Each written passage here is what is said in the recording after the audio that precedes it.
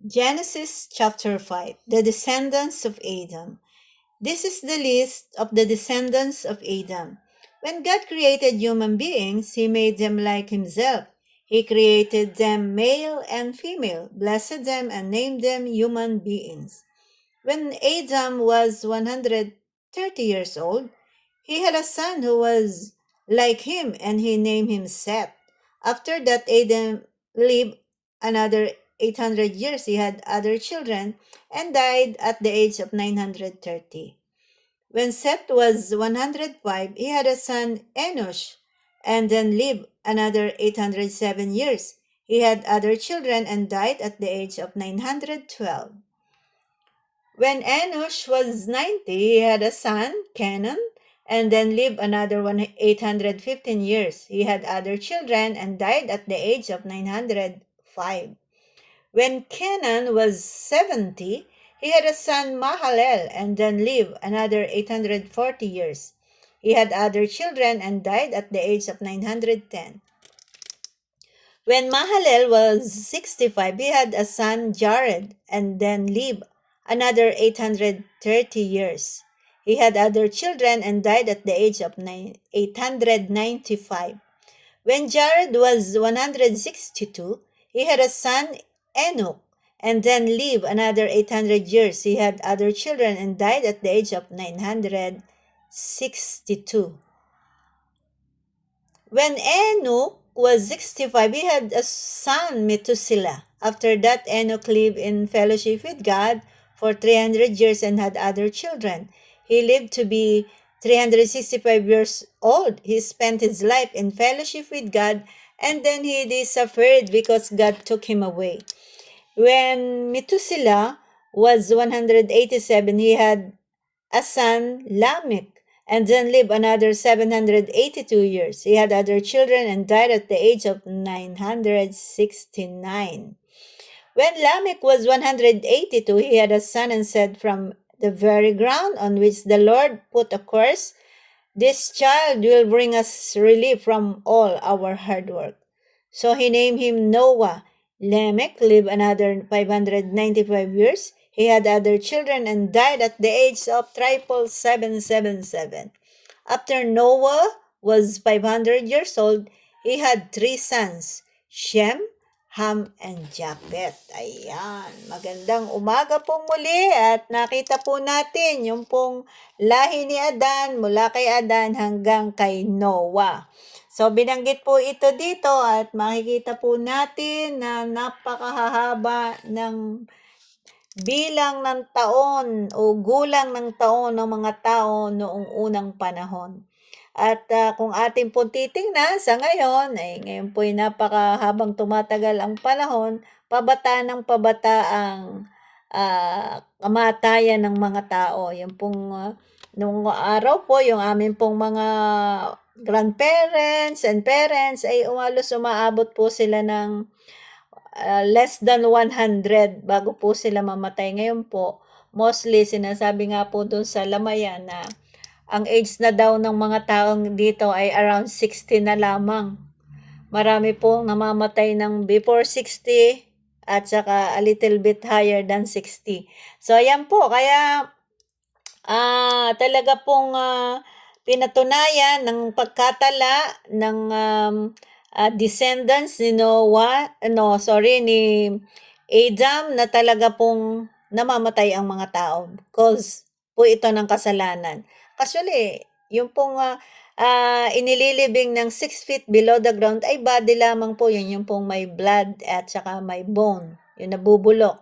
Sabi ng Panginoong Yahweh kay Adan, dahil kinain mo ang bunga na aking ipinagbabawal, yung bunga ng pagkaalam sa mabuti at masama, the tree of the knowledge of good and evil, sa alabo ka nagmula, kaya sa alabo ka rin pupunta. Kaya po yung inililibing ng 6 feet below the ground, is physical lang po yun. Pero ang una pong namatay sa tao, yung pong tinatawag na spiritual, na ugnayan natin sa Diyos, na layo po tayo sa Diyos, napalayo po tayo dahil po sa kasalanan kasi dahil dati yung kasama sila sa paraiso, nagkahiwalay na po ang Diyos at ang tao dahil po yun po ay simbolo ng spiritual death natin. and physical, at siyempre yung isang tinutukoy pang second death, yung pong sa apoy ng pagdarusa ng ating kaluluwa kapag tayo po'y hindi nakabalik sa Diyos Ama sa pamamagitan ng ating Panginoong Hesus. So ayan po yan, at makikita po natin yan pong age snat yan na napakahaba ay mangyayari po uli yan sa tinatawag na millennium. Millennium time, yung pong 1,000 years of peace na ang Panginoon po ay bababa at siya po ang mamamahala nung kasama yung mga mananampalatayang bababa at mamamahalang kasama niya yung mga mananampalataya at yung mga naging faithful sa kanya. So, at kahit naging faithful doon sa during the tribulation o doon sa tinatawag na end times, no, kung saan ay ito po yung inaabangan at iniintay ng maraming Kristiyano kasi po ay sa hula ay sa lahat ng hula ni Daniel ay 1 week na lang po ang natitira na hindi pa natutupad. Ang 1 week na ito ay equivalent po ito ng 7 taon. Doon marami pong magaganap doon sa 7 taon at nandun din po magkakaroon po doon ng maraming martyr na mamamatay dahil sa pananampalataya sa Panginoong Hesus. Uusigin both ang mga Hudyo at maging ang mga mananampalatayang Kristiyano. At kaya po yung mga Kristiyano ay tayo po ay maging persevere po tayo. Pag po tayo ay lousy na Christian at hindi po tayo marunong magtiis, naku ay pagka po tayo dumanas na ng mga kapighatian, baka po i-deny na natin ating pananampalataya kasi hindi po tayo na-train. Kaya mahalaga po yung training at the same time yung matututo po tayong maglingkod sa Panginoon kasi madali po natin gi-give up ang faith natin kung hindi po tayo trained at na well-informed po tayo sa kalooban at plano ng Diyos sa ating buhay. By the way, doon po sa millennium ay babalik po muli ang haba ng tao at sila po ay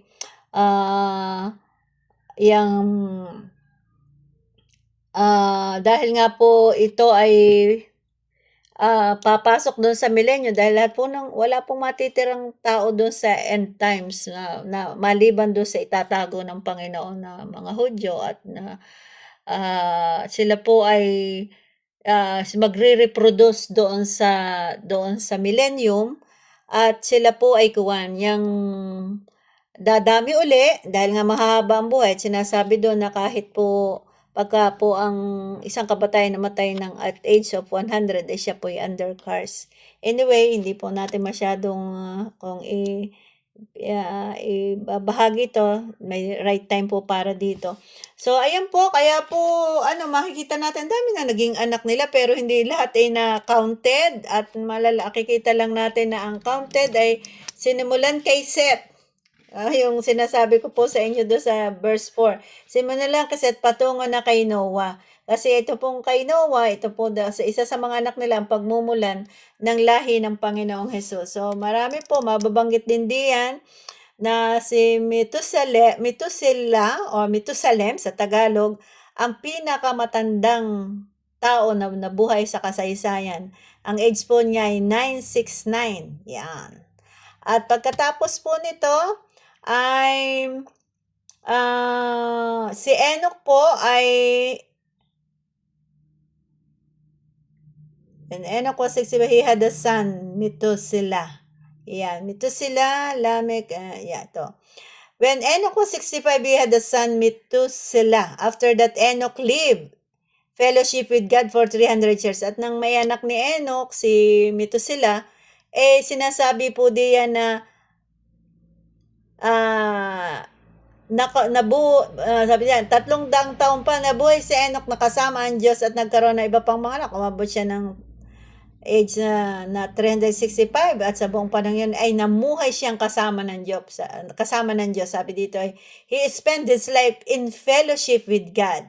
Talagang kasama niya ang Diyos, sinasamahan siya, pinapatnaban. Tapos po, nawala na po, na-disappear si